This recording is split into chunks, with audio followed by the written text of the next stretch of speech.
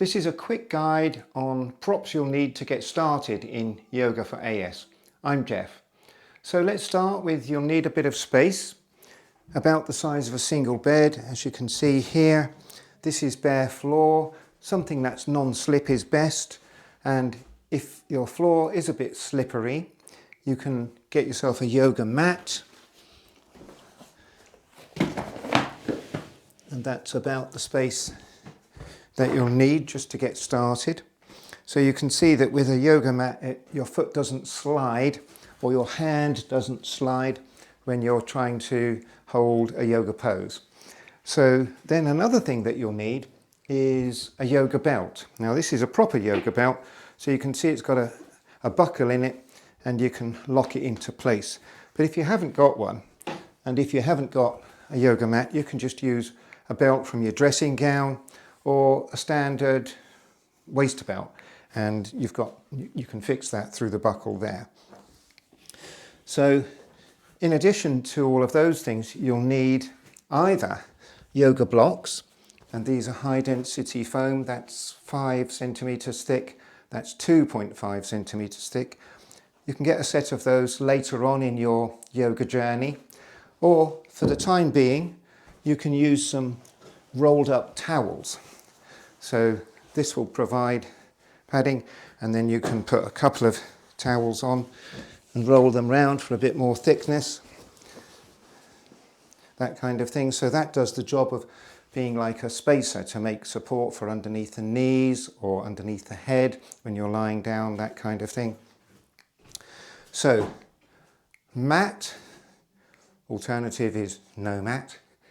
Yoga blocks, or you can use some books like these. Just make a pile of books, and they're handy for things like stretching the backs of the calves, that kind of thing, or having a wedge underneath the heels for when you're squatting, that kind of thing. That helps out. So a pile of books is handy. So you can also use just ordinary house cushions for different aspects of the poses that we're teaching, and you can have a selection of cushions, house cushions. You can have some bigger cushions, and you can have the biggest cushion, a yoga bolster, but short of that you just wrap a load of towels around each other and some blankets you can roll up.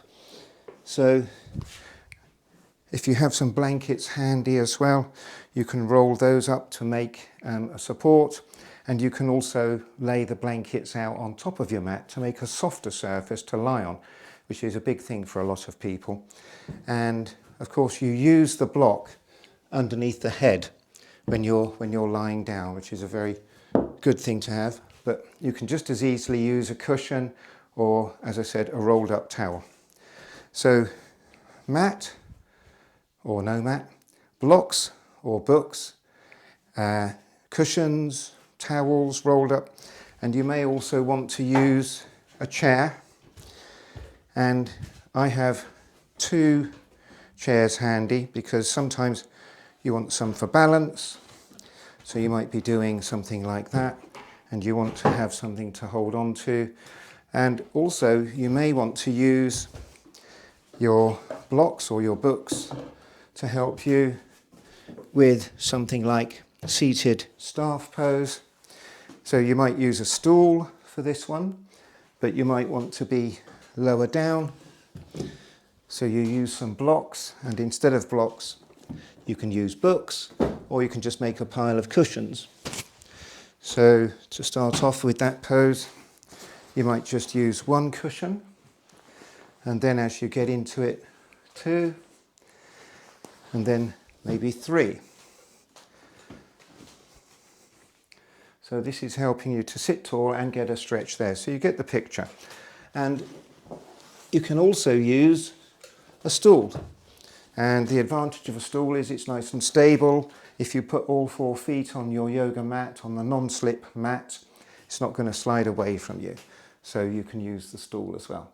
So that's a very quick guide to some of the props you would use at the beginning of your Yoga for AS journey. So as ever, be safe and enjoy.